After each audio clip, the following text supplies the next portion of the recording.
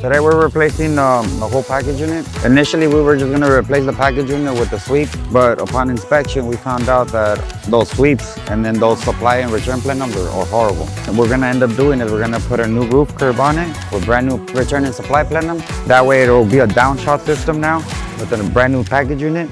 And instead of having those sweeps going into your roof, it's just gonna be straight down the package unit on top, and you're not gonna see any of the old plenum on there. So right now we're gutting everything. We're replacing all of the ductwork, as you can see. After we're done gutting all the ductwork, we're gonna get the new platform, set it in place, install the new return. Once those are in place, we're gonna start running new ductwork from inside that attic, have everything strapped up,